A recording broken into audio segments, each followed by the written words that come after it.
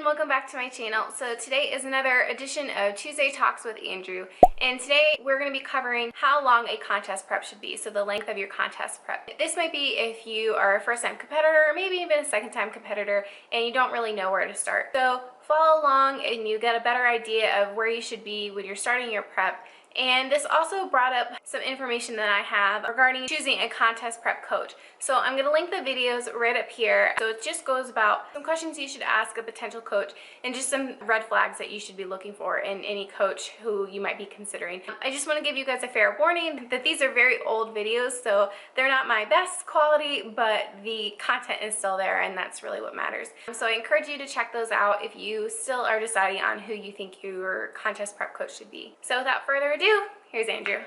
Hey everybody, Andrew Pardue here with AP Fitness, here with the second installment of our Tuesday Talks with Andrew series. If you haven't seen the first video, first off, I would definitely suggest checking it out. I think we put a lot of good information in there that can help you with your pre, intra, and post-workout nutrition and why doing it that way might be beneficial for you. So with that, we wanted to start this series to give you an idea of some of the things that we're doing with her prep, why we're doing them, and also some ideas that you can apply to your own diet and training to get some more progress out, make things a little bit more efficient, a little bit easier in some aspects as far as especially the diet portion that can be pretty mentally challenging for someone that's prepping or even in the off season when you're trying to make progress and really nervous that you're not making enough progress or you're leaving something on the table. So with that, we wanted to just take a few minutes this week and just cover contest prep links. Most of the clients, I would say a good 90-95% of the clients that I have either reach out about coaching or that eventually sign on to work together are way off on how long they should actually be prepping for a show. That creates a lot of issues because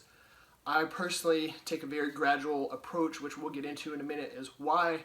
So if a client comes to not only myself but other coaches that are doing things appropriately, if you come to a coach looking to prep for a show too soon, as far as not giving yourself enough time for the show, a lot of coaches are probably not going to be able to work with you. They're going to suggest that you either look for shows later in the year, which can be a little disappointing for yourself, or they're just going to outright tell you, hey, I can't work with you. We don't have enough time before the show and your health comes first. As much as that might not be fun to hear, you have to applaud a coach that's willing to put your health first. But I have a lot of athletes come to me. Their estimation of how long they need for a prep is usually quite a bit shorter than what they actually are going to very likely need for a prep. So with that, I wanted to kind of give you guys an idea of how I approach contest preps, how I approach assessing just how long of a prep each individual athlete is going to need, just so you can get an idea if you're looking to diet or you're looking to do a full contest prep in the future. Considering some of these things can really help you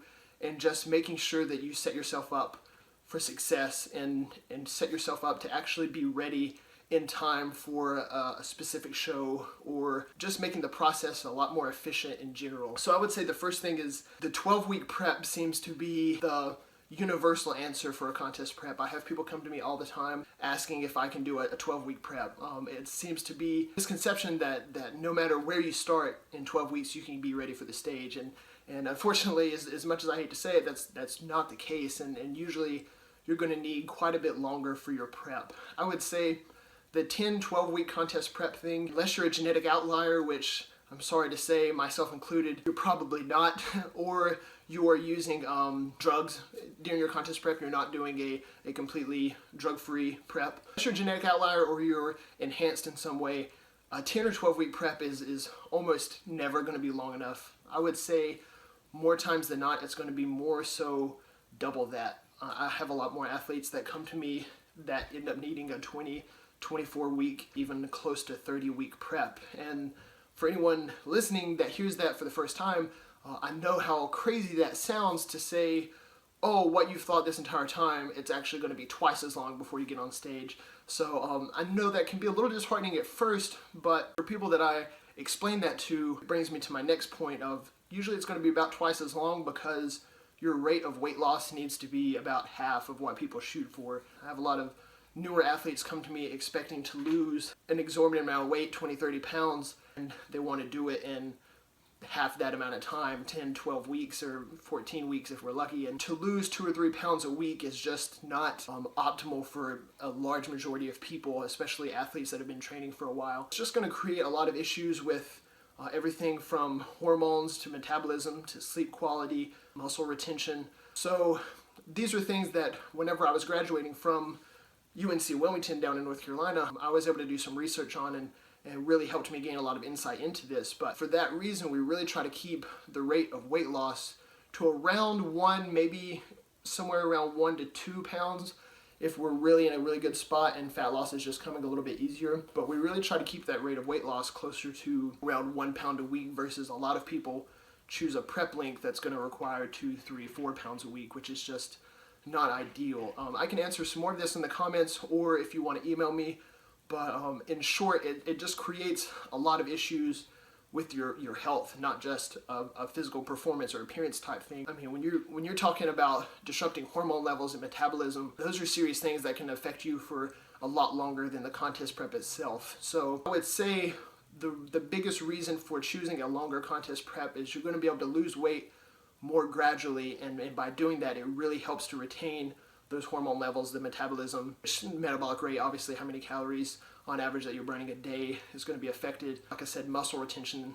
If you're going to be losing a lot more muscle during your prep, obviously you're not going to look as good on stage, and it's just going to make it continually harder to lose more fat since muscle itself is very metabolically expensive. So the more muscle you have, the more calories on average that you're going to burn per day. But without going on a tangent and getting really into that, unless someone has more specific questions that I can answer, the biggest reason I would say for you to consider choosing a longer prep than a shorter prep is for that reason. I would say for a lot of my athletes, just to give people an idea, 16 to 24 weeks is going to be a lot closer to the average of athletes that come to me and what kind of contest prep we end up going with. So if you're someone that's in the off season considering starting a contest prep at some point, you may not be sure exactly when, you may not have any particular shows picked out, I would say roughly giving yourself 16, 24 weeks before you start a contest prep would be a pretty good spot for most people. That is, considering off season was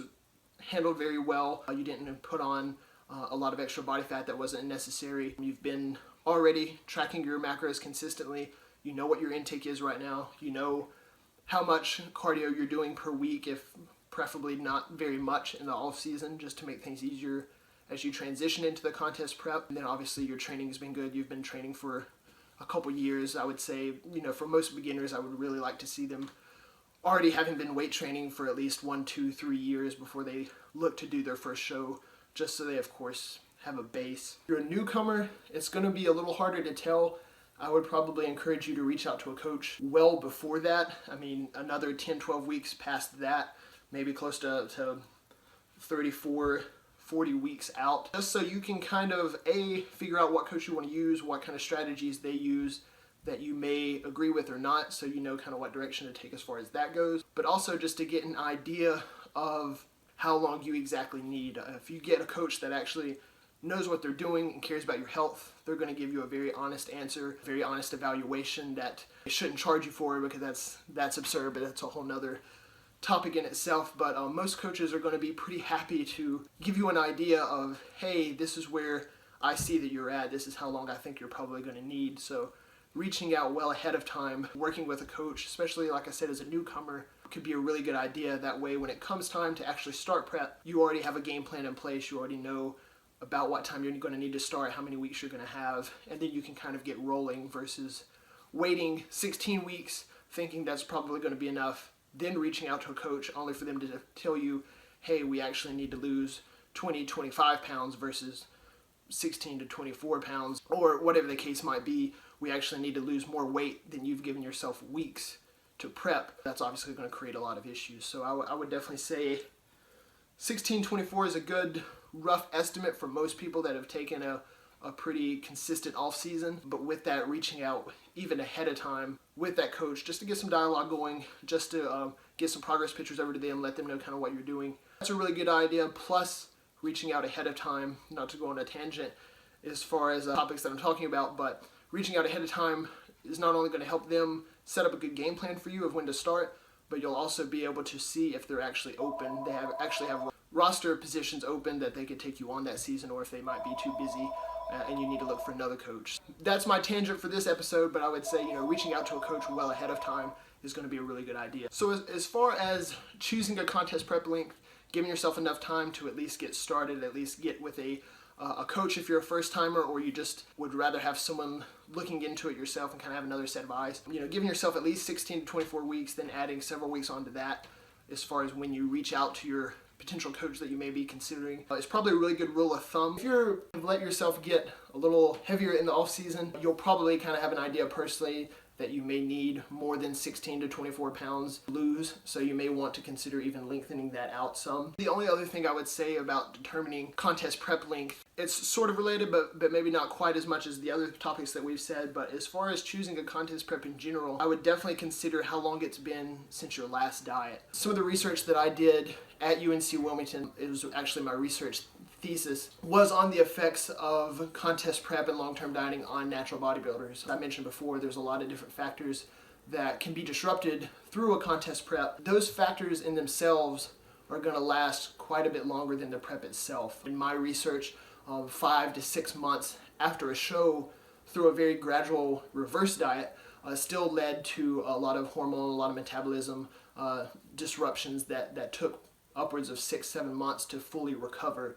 So if you're someone that's wanting to consider doing a contest prep but may have just competed in the past year, it's probably a good idea to reverse out and then give yourself, I would say, at least 6 to 9 months of a true off season before considering to prep again. Again, just to make sure that your hormones, your metabolism, just your mindset in general is kind of back to a really healthy, sound spot, and you've actually given yourself enough time to develop as an athlete as far as performance, strength, and muscle mass and those kind of things. So you're looking to determine your contest prep length. Before any of that, I would really suggest you just to consider how often you've been dieting in the last couple of years, how long it's been since your last diet, how long you've been back to maintenance or a surplus, just to kind of get an idea of whether it's even a good time for you to compete. A lot of people come to me under eating, or they've been under eating or dieting for a long time, and they've not given themselves enough time for the hormones, the metabolism, for everything else to actually get back to normal. So I unfortunately have to tell them I can't help them unless they wanted to take a 6 to 12 month off season, because it wouldn't really be ethical to continue dieting someone that's already having health disruptions from their previous diet. So that's the only other thing I would consider taking a consideration into when you're deciding, just because at the end of the day, we all want to look good. We all want to hit the stage looking our best. We all want to have that summer body, but at the same time, it's health that we're talking about. And more importantly than helping my clients look good, I want to make sure that they're healthy doing it. So that's the only thing that I would consider. So just to kind of sum up this episode, I would just say you're probably going to need longer than you think for your contest prep. You really should aim for around 1 pound of weight loss per week to really make sure that you're holding on to as much muscle, as much of your metabolic rate, your hormone levels as possible. You probably should reach out to your coach sooner than later, just to make sure they have a spot, to make sure that you have plenty enough time for them to really assess where you're at, and make sure that you kind of have that game plan set for the start date that you really need to get ready for those shows. And then I would say, just as a last side note, is just to be patient. I have a lot of clients that come to me that want the fix now. They want to start dieting now. They want to be ready in 10 weeks because they've got a vacation, or they want to be ready in 12 weeks because they just don't want to do a longer prep. But at the end of the day, not only are the crash diets going to be a lot more harmful to your health and performance, they're going to lead to less long-term progress, just because as your metabolism and your hormones adapt and become disrupted, it's just going to become even harder to lose fat than if you had taken a longer time and just being a lot more gradual with it. Yeah, that's kind of where I would stand as far as if someone came to me that hadn't competed before, or that had been used to really short contest preps. That's a lot of the advice that I would give. Again, just to consider, everyone's going to be different. Some people may need longer. I've known people that have dieted upwards of 9 to 10 months, just because that's the kind of body type they had, that's the kind of scheduling they had. It helped them to take a lot more gradual approach than to really try to rush anything. So people may need shorter preps, some people may need longer preps, but I would say in general, 16-24 weeks is going to be a pretty rough average. Just give yourself plenty of time. Give yourself plenty of time, not only for the prep, but for the pre-prep prep, just to get yourself in a good spot and make sure you really have a game plan down and kind of know what to expect over the next several months. That way you're not left disappointed with anything, you're not left having to rush anything. That can not only lead to a less progressive prep, but a less healthy prep in general. Don't hesitate to ask some people that you know outside of your gym. Asking the big guy in the gym may not always be as helpful as you think. If you find some coaches that you've been following or some athletes that you know actually use scientifically backed approaches, don't hesitate to reach out, especially I know in my case for sure, even if a client doesn't sign up with me or doesn't know exactly who they're going to use as a coach, I'm still more than happy to answer questions, because at the end of the day, I'm here to help athletes do what they want to do as effectively as possible and as healthy as possible. So if I can help steer you into a bit healthier of a game plan, or a bit more productive and planned out game plan, I'm more than happy to. And I know a lot of other coaches have a very similar mindset. So I just want to give you guys a little bit of a rundown of kind of how I approach my contest prep duration planning for my athletes. But I'll definitely keep an eye on the comments below. I'm sure my email will be somewhere linked into this video. So if you have any more specific questions, anything that I can elaborate on or provide some research to back, just in case you don't know exactly if you can trust me or not, the research is pretty hard to deny. So if there's anything I can provide or any elaborations that I can make on some of the points that I made, I'm more than happy to. But anyway, I hope you guys are liking these videos. In a couple weeks, we'll be doing another video, and really plan to up the video quality, up the planning, now that I've finally moved out to Minnesota and I'm kind of getting settled in. But I certainly appreciate you guys checking these out. If there's ever any topics that you want us to cover, please feel free to comment below. Until next time, I look forward to it. Until next time, thanks again, guys. Hey guys, so I hope you enjoyed that video and learned something from it. As always, if you like the video, please give it a thumbs up. If you have any questions, comments, concerns, you can write them in the comment box below, and we'll be sure to get back to you. If you haven't already, please subscribe to my channel, and we'll see you next time, guys. Thanks again for watching. Bye.